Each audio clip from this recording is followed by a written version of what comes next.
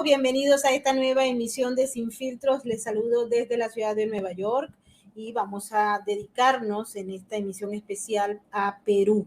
Perú porque nuestros hermanos peruanos tal vez no saben lo que les viene, pero una reciente decisión ha permitido que sea ya legal la creación de esas milicias. Los venezolanos sabemos de lo que se está hablando.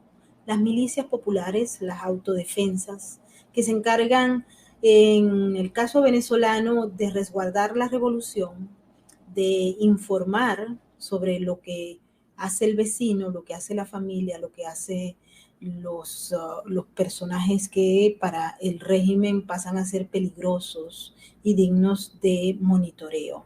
Pues en Perú se está pasando a una página nueva y para ello hemos invitado a nuestro amigo, un experto en riesgo, en seguridad y un comunicador social importante que nos ha acompañado en otras partes del programa Sin Filtro. Se trata de Dardo López Dol, como ustedes les hemos referido en muchas oportunidades. También fue viceministro de Seguridad y tiene un amplio conocimiento de lo que representa este nuevo riesgo para Perú.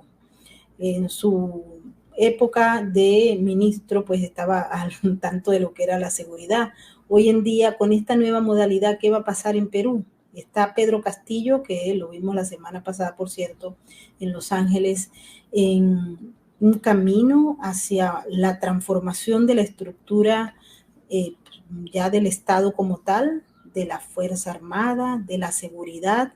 Estos elementos que han sido presentados y que son ya prácticamente oficiales nos dejan muy claro que ese modelo se parece mucho al venezolano, que por cierto se parece al cubano y se parece también al iraní. Así es que antes de darle la bienvenida a nuestro invitado, vamos a pedirles a todos aquellos que nos acompañan desde nuestras diversas plataformas que se activen, que nos regalen un like y que en estos momentos toda la gente que nos acompaña desde el Superchat pues empiece a opinar sobre estas nuevas autodefensas o milicias de el presidente Castillo. Vamos a ver hacia dónde vamos. Un gran saludo a nuestros moderadores y en especial a todos aquellos que hacen posible Sin Filtros, nuestros patrocinantes desde nuestra cuenta de patreon.com/Venezuela Política. Bienvenido, Dardo. Muchísimas gracias por estar con nosotros. Muchas gracias, Maybo. Un gusto estar. Dardo, hemos visto cómo oficialmente se han creado las milicias. Las milicias que son un sistema de autodefensa que nosotros en Venezuela conocemos muy bien. Cuéntanos de qué se trata y qué se puede esperar. Bueno, como ustedes saben, la metodología iraní se adapta a la realidad de cada país y encuentra la forma de engañar para avanzar. En el caso peruano, hace 30 años, las juntas de autodefensa y las rondas campesinas en dos zonas distintas del país fueron cruciales para la derrota militar del terrorismo comunista de Sendero Luminoso y del MRTA. Pero el tiempo que ha transcurrido desde entonces, estas han involucionado y se han convertido en una guardia pretoriana de las bandas delictivas de la zona, que son principalmente narcotraficantes de coca en el sur, en el centro, y de opio en el norte, o de extorsión a la actividad minera legal, o a la actividad agroindustrial legal, o a la actividad de extracción de hidrocarburos. Entonces, vamos, extorsionando permanentemente para conseguir fondos. ¿Qué ha sucedido? El Perú estaba entretenido, o distraído, mejor dicho, con esta sucesión de barbaridades del Poder Ejecutivo, de Castillo, y la última fue ayer una cosa ya anecdótica que parece un bailarín de stripper mientras su abogado trataba de defenderlo, un stripper en la corte. Pero más allá de la anécdota, la población y el Congreso estaba distraído en discutir el procedimiento para una eventual destitución de la vicepresidenta y posteriormente un impeachment del presidente.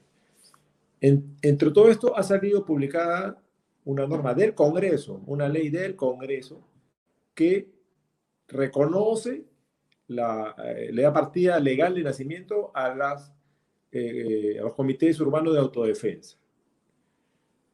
Eso es peligrosísimo porque lo que está haciendo es creando inconstitucionalmente una fuerza paramilitar, unas milicias armadas, sin control ni sujeción a la estructura castrense del país, ni policial.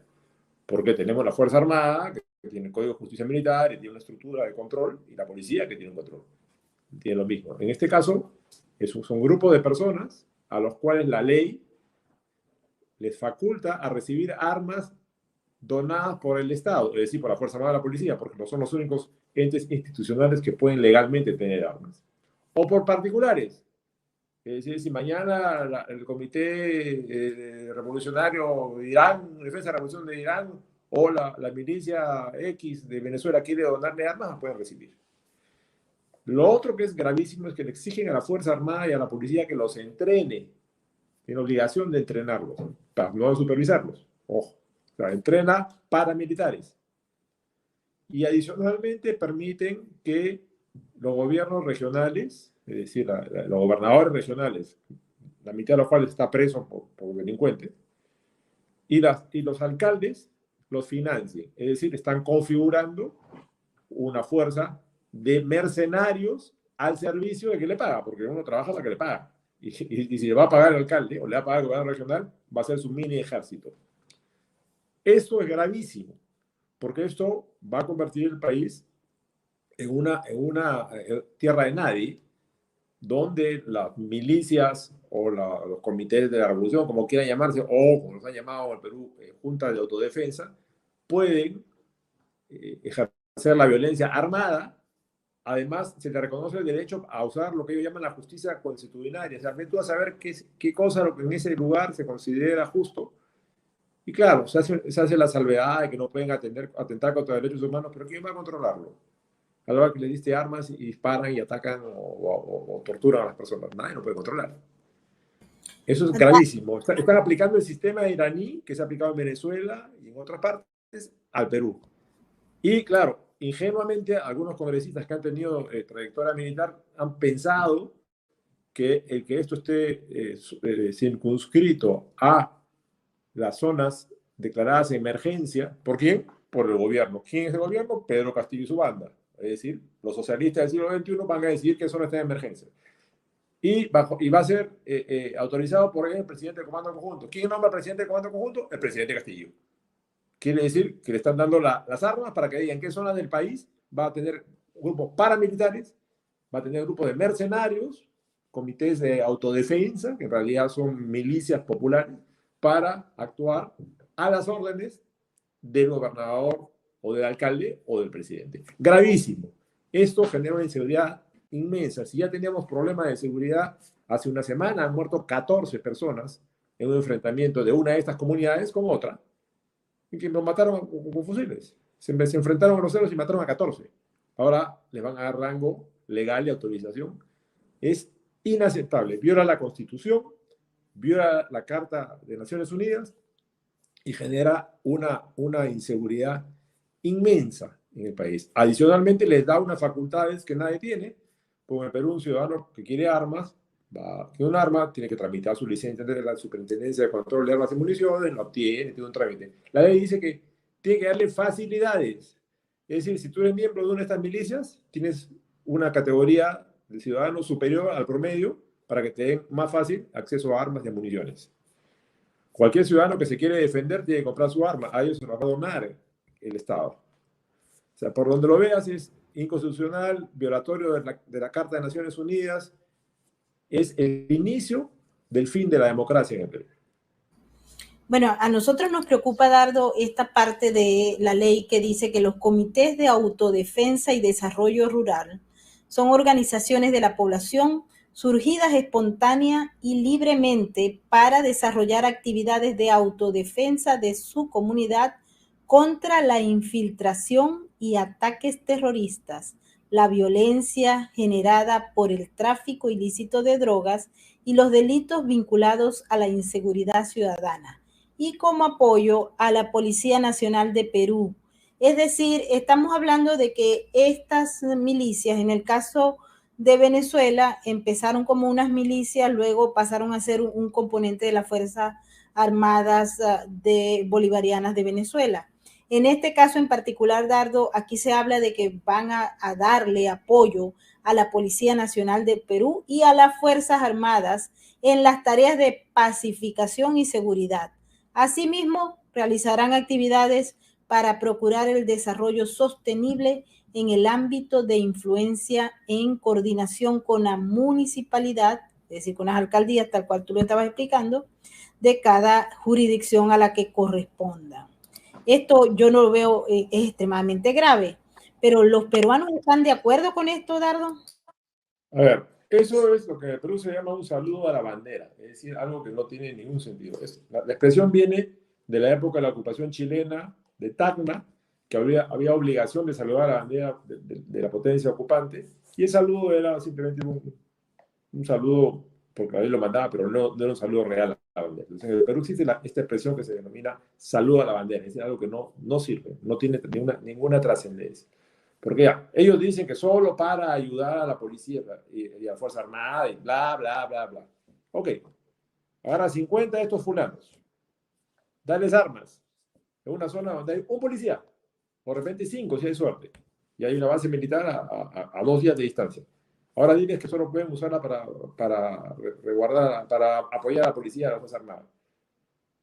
Y yo no sé si la palabra adecuada es ser ingenuos o ser idiotas. ¿Quién se cree que va a pasar eso? Nadie. Van a hacer, además, ¿quién les paga? El alcalde o el gobierno regional o el cacique de la zona, que puede ser un cacique de narcotráfico o puede ser un extorsionador o un minero ilegal. ¿Qué va a pasar? Estás generando bandas armadas que van a utilizar la violencia armada contra las personas que no se alineen con ellos. Y en el peor de los casos estás poniendo la semilla de una guerra civil, porque estás armando un grupo de personas, entrenándolos militarmente sin supervisión militar, sin supervisión policial. O sea, ellos no están bajo las órdenes de un oficial, no están sujetos al Código de Justicia Militar, no están controlados por nadie, sino por sí mismos. Eso es gravísimo y no puede prosperar, no debe prosperar. El Congreso se ha equivocado, distraído, pensando en otras cosas, y tendría que derogar la norma, o si no, había que plantear una acción de constitucionalidad, de inconstitucionalidad de la norma. Eso no es posible. ¿No? Esa norma va a poner los cimientos para la destrucción de la democracia. Y reitero, como dije al principio, este es el método iraní. El Pasdarán es especialista en hacer este tipo de cosas, en generar milicias armadas, porque el siguiente paso va a ser prohibir que los ciudadanos normales, decentes, tengamos armas si no estamos ahí. Entonces, ¿qué pasa? Me quedas inerme frente a una milicia armada que puede hacer lo que quiera, como son frente las milicias en Irán o como son las milicias que existen en Venezuela. Esto es gravísimo, muy grave. ¿No? Pensar que solo va... Yo puedo decir que sí, que eso va a ser solo usado para apoyar a la policía, pero ¿cómo lo vas a controlar? ¿Cómo vas a ser una región alejada donde estás a 6 horas del policía más cercano? ¿Quién le va a explicar a esta gente sin mayor preparación legal cuáles son los límites de su poder? Con armas. ¿Y quién va a controlar que no atienden contra los derechos humanos? Porque lo hacen. Hoy día las rondas campesinas del Comité de Autodefensa agarran a alguien que creen que es un delincuente y lo azotan en la vía pública. O lo queman vivo. O lo cuelgan. Ahora, decir que eso es justicia constitucionaria, entonces yo puedo declarar que mi barrio es justicia constitucionaria quemar vivos a los asaltantes en la calle y te aseguro que todos me aplauden. Y todos van a decir que siempre hizo así. Pero eso es una barbaridad, eso es una involución en el desarrollo de una sociedad. Lo normal es que los detengan, los procesen y los metan presos. No que la población utilice la fuerza como medida punitiva. Una cosa es el uso de la fuerza para la autodefensa y otra cosa es como medida punitiva. Y ellos están acostumbrados a creer que tienen derecho a usarla como medida punitiva. Empezarán con golpes y terminarán fusilando a la gente. Y esto en función de, ya esto es una ley, ¿no? Dardo, te quiero preguntar, porque han habido informaciones que dicen, por ejemplo, ok, el Congreso no está con Castillo. El responsable del gobierno tendría algún apoyo, algún papel, algún rol que jugó para que esta ley pasara. Esta ley forma parte del programa de gobierno de Castillo, fue impulsada por ellos, cómo se llegaron a que se aprobara de esta manera. Y otra cosa muy importante, ¿tiene ya fecha para el ejecútese? Mañana. Las leyes en el Perú son vigentes del día siguiente de su publicación. Esto ya es una ley promulgada por el Congreso y publicada en el Diario Oficial del Peruano. A partir de mañana, esto es ley en la República. Y sí, sí fue parte del plan de gobierno de Castillo. También es así que él ha ofrecido, cuando han habido bloqueos en las carreteras, él ha ofrecido darles camionetas, armas y municiones a los que bloquearon la carretera. Y volvieron a bloquear porque no se las dio. Y ahora el Congreso va a aprobar una ley dándole. Es inaudito. ¿Cuál es el mecanismo que se da para que esta ley salga de vigencia? ¿Existe la fuerza política suficiente como para que se saque y se diga esta ley no nos conviene, vamos a eliminarla? Porque, a ver, en Venezuela, y disculpa que comparemos todo el tiempo con Venezuela, pero pareciera que es la madre de todos los conflictos, cuando una ley la aprobaba el régimen, independientemente de que no le gustara a la gente, pues terminaba siendo impuesta con o sin el gusto de los ciudadanos. ¿Pasará lo mismo allá en Perú? Bueno, esto ya es ley y es de aplicación obligatoria a partir de mañana. El día siguiente de su publicación, ha sido publicado hoy día en el Diario Oficial del Perú. Si los congresistas se dan cuenta de la tremenda patinada que ha cometido, el tremendo error, puede el Congreso derogar su propia norma, modificarla, derogarla, dejar perfectamente. Pues es una ley del Congreso, el Congreso puede derogarla. Dudo que lo hagan porque no es muy fácil reconocer los errores propios y menos cuando son errores colegiados. Y se han creído ingenuamente que hay controles en la ley que no existen, como explicaba hace un rato. Entonces, el camino que queda es la declaración de inconstitucionalidad. Habría que iniciar una acción judicial y el Tribunal Constitucional va a tener que determinar que esa ley es inconstitucional. Y es inconstitucional porque quien tiene la facultad de usar corporativamente las armas para cuidar a la ciudadanía es la policía. Y la Fuerza Armada tiene la obligación de apoyarla cuando es sobrepasada. Punto. Segundo, los civiles tenemos derecho a reunirnos pacíficamente sin armas.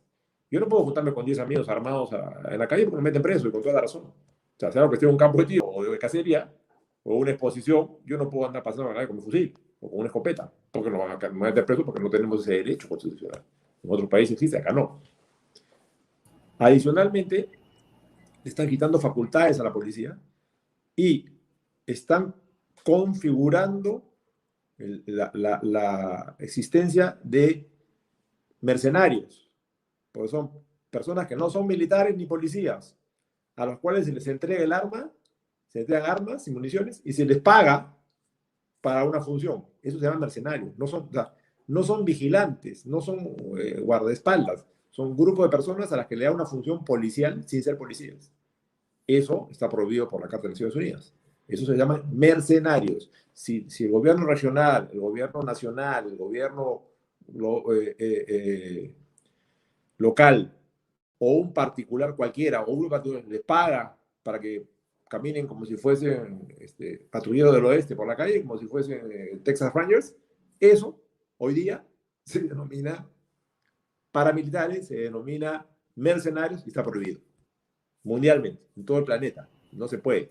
O sea, si la intención hubiese sido buena, la lógica, lo racional es, ok, existen esas agrupaciones de comité de autodefensa y de ronda de campesinos, vamos a generar una categoría adicional en la Fuerza Armada y dentro de los soldados de la tropa vamos a incorporarlos con una categoría adicional bajo control policial, con entrenamiento policial, con instrucción policial y con justicia castrense encima. Por lo tanto, tenías una fuerza policial más grande. Y eso estaban sujetos a control policial. Ahora no. Como decía, son ingenuos quienes creen que esto puede controlarse, porque esas menciones declarativas de que solo puedes usar, ya tú solo puedes usar el martillo para clavar clavos de 1 pulgada, ya, los 2 pulgadas no lo puedes usar. Es ingenuidad propia de una monja de convento de clausura del siglo XVIII. O sea, ni siquiera de hoy día se come tremendo cuento. Ahora, adicionalmente, pensar que porque solo se puede aplicar en las zonas que se declaren en zona de excepción, es decir, de captura de emergencia. ¿Quién declara la emergencia? El gobierno. Es decir, el gobierno dirá en qué zona funciona. Y ya, están sujetos a la aprobación del comando conjunto. ¿Quién nombra al jefe de comando conjunto? El gobierno. Y vemos clarísimo cómo se ha ido politizando la designación del alto mando militar. Poco a poco han ido votando a los mejores y dejando a algunos otros buenos, pero no los mejores, no los que les correspondía. Y después poquito a poco van cerrando y hemos visto clarísimo cómo cuando Vizcarra da el golpe de Estado, los 5 comandantes generales, el jefe de comando conjunto, de la Fuerza Aérea, de la Marina, del Ejército y de la Policía, se sientan sonrientes con él en una foto, como diciendo, le estamos respaldando el golpe. Entonces, la politización de la Fuerza Armada y de la Policía es creciente. Acabamos de ver cómo se le escapa de las narices un exministro con escolta policial, con orden de detención. Y dicen, no, le hemos dicho a Interpol que lo agarre. ¿Qué Interpol lo agarra? Interpol funciona a través de las policías locales y la policía peruana no lo agarra, se escapó. Entonces, el control político de esta banda delincuencial en el gobierno no, también se aplica a la designación del alto mando militar, por lo tanto tampoco es eso una garantía. No hay nada que evite el mal uso de esta norma y es gente normalmente sin mayor preparación académica, por lo tanto no conocen, no tienen por qué conocer a fondo lo que pueden legalmente hacer o no hacer y van a sentirse empoderados por la norma y además con el arma en la mano. Eso es gravísimo. Esto es lo mismo, como tú mencionabas hace un rato, que ha ocurrido en Venezuela, lo mismo que hicieron en Irán los ayatolás, lo mismo que hizo Hitler con la juventud vegetariana, lo mismo que hizo Mussolini con el facho de combatimiento, son los comités de defensa de la revolución de Fidel Castro, la misma cosa. Le cambian el nombre y a un ingenuo cree que porque se llama distinto, no es lo mismo.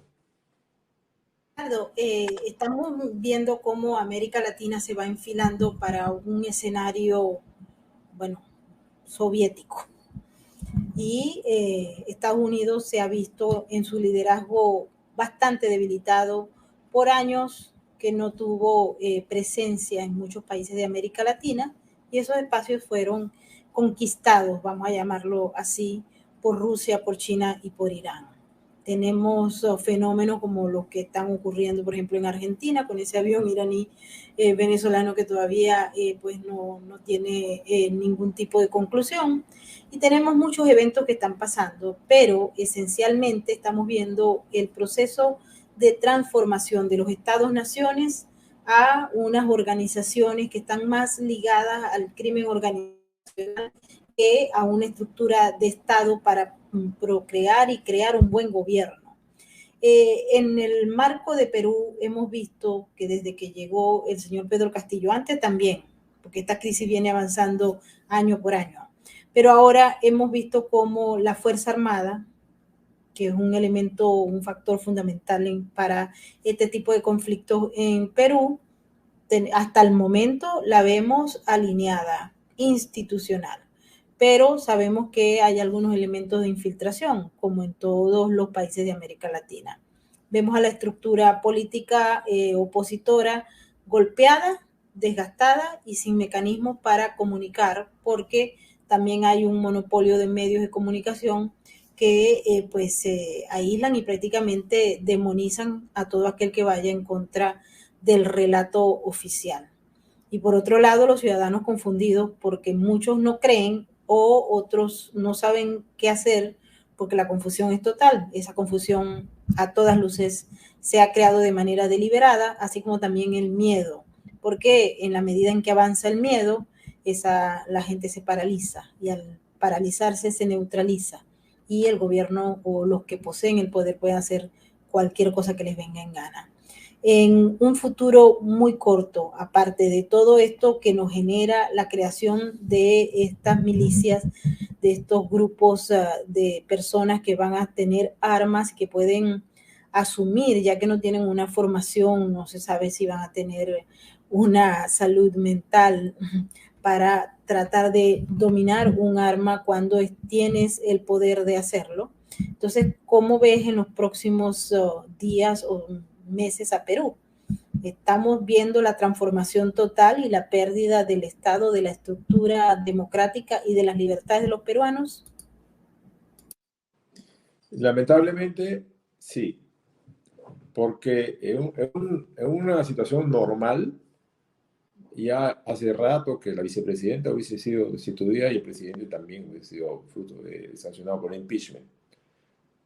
Pero como desde la época del gobierno Humala se empieza a acelerar, y Humala primero se concentra en la destrucción de los líderes políticos y de los partidos políticos, que son las piedras fundamentales del Congreso de la República.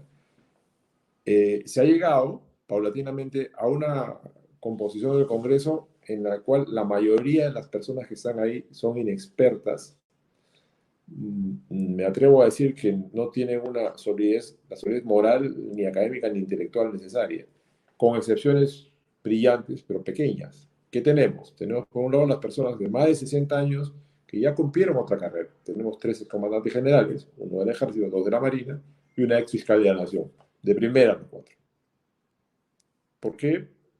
Porque como los congresistas no pueden ser reelectos en el Perú, solo ellos y los muy jóvenes, que también hay muy buenos, hay 4 o 5 muy buenos, que están iniciando su vida profesional, no tienen problema en permanecer 5 años en el Congreso, pero alguien que esté entre los 35 y los 60 años no va a postular al Congreso, va a estar 5 años apartado del mundo profesional y académico y empresarial para después reinsertarse con limitaciones, además con las restricciones bancarias por esta figura de la persona expuesta políticamente. Entonces, ¿qué ha hecho? Al Congreso lo han convertido en una entidad débil, conformada mayoritariamente con personas de poca experiencia y preparación política y académica, y económicamente muy frágiles. Entonces, en su raciocinio, la posibilidad de no comprar este sueldo, que es el más importante de su vida, porque no cobraban antes ni siquiera la quinta parte de eso, por los 5 años que se han proyectado, los aterra y los paraliza.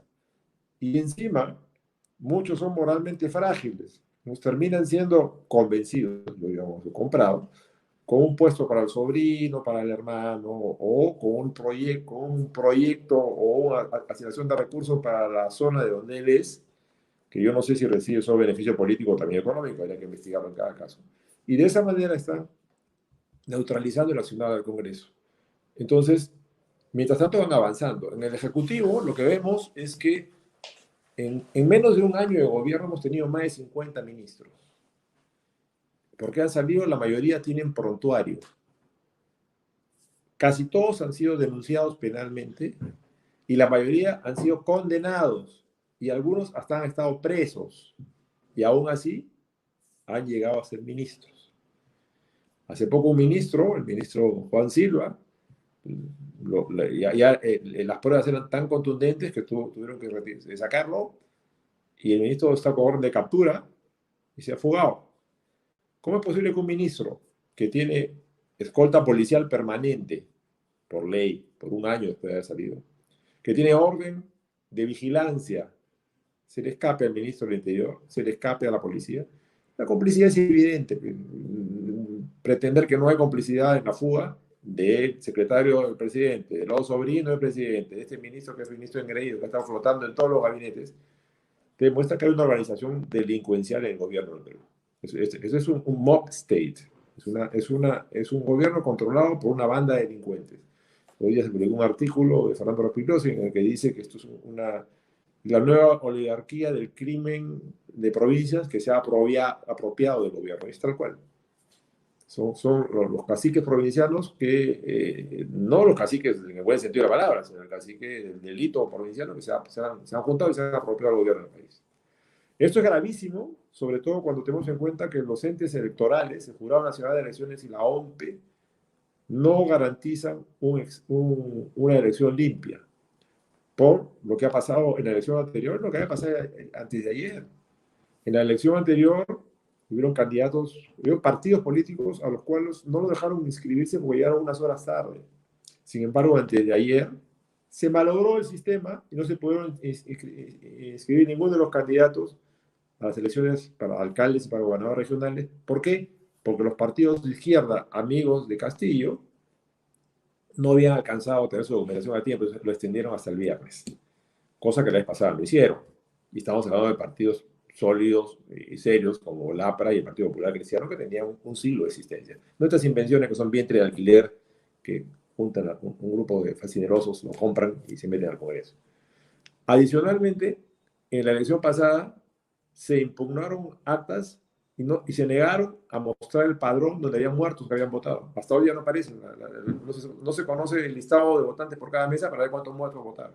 Entonces, en estas circunstancias hay poca posibilidad de tener unas elecciones limpias en septiembre y octubre, en las cuales vamos a tener nuevos alcaldes y nuevos gobernadores. Ahora, esos nuevos alcaldes y nuevos gobernadores ya le dieron la milicia, pagada por ellos.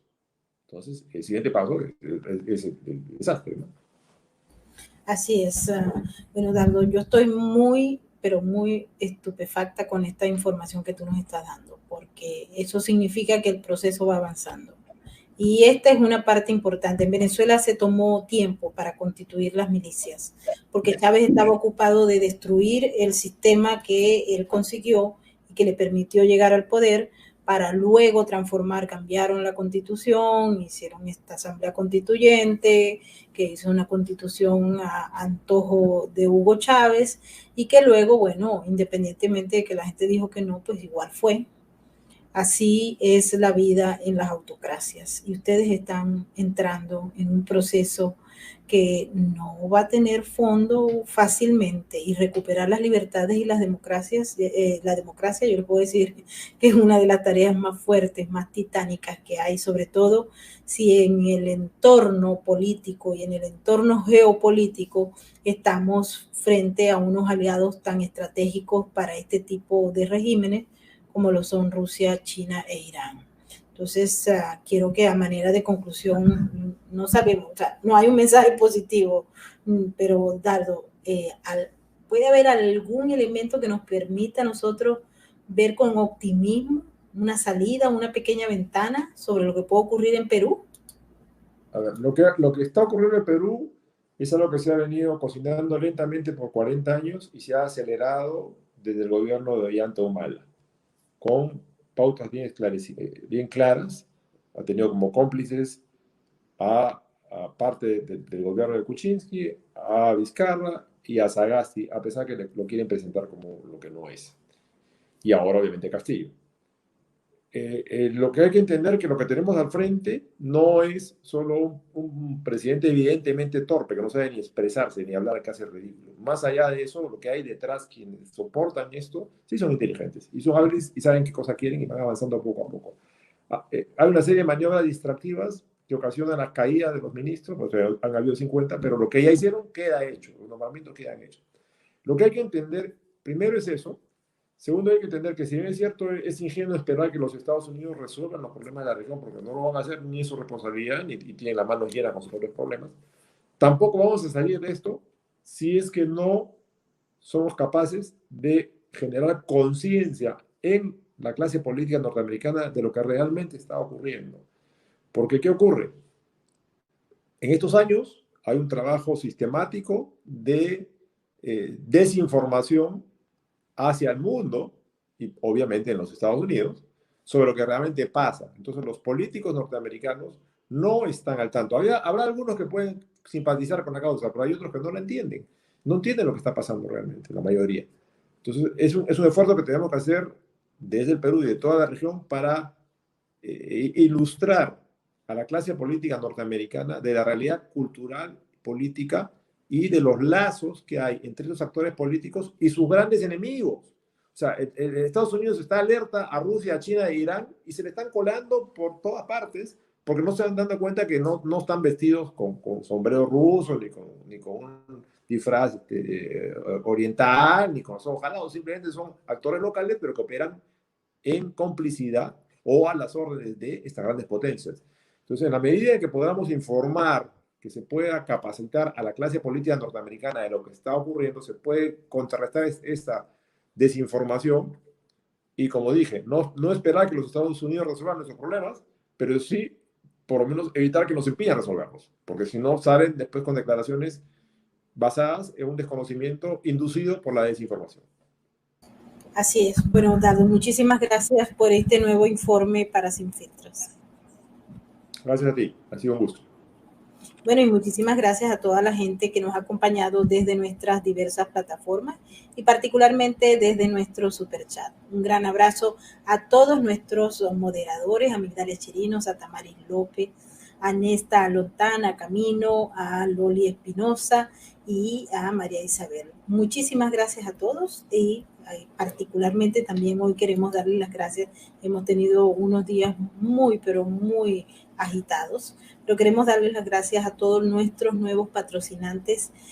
Les decimos que gracias a ustedes nosotros podemos seguir haciendo Sin Filtros, así es que todos aquellos que deseen formar parte de nuestro grupo de patreon.com/Venezuela Política están bienvenidos. Estamos preparando contenidos sin filtros y desde Venezuela Política también les damos las gracias por el apoyo que estamos recibiendo.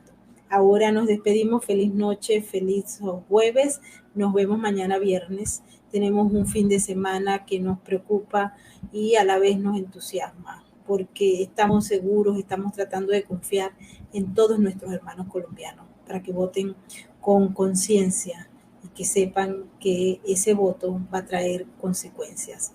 A nuestros hermanos colombo-venezolanos, piensen por qué huyeron de Venezuela y ahora pues tienen la oportunidad, si ya son ciudadanos, de cambiar el rumbo y de ayudar a mantener a Colombia en un estado de democracia y de libertades, que aunque no es perfecta, es perfectible. Nos despedimos, feliz noche y recuerden que Sin Filtros es el embajador de la RAC, así que los dejamos con sus mensajes. Recuerden que juntos salvamos vida. Adelante, muchachos.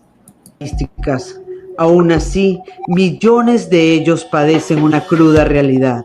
Su lealtad es inquebrantable, aunque no haya nadie con quien compartirla. La diferencia la haces tú.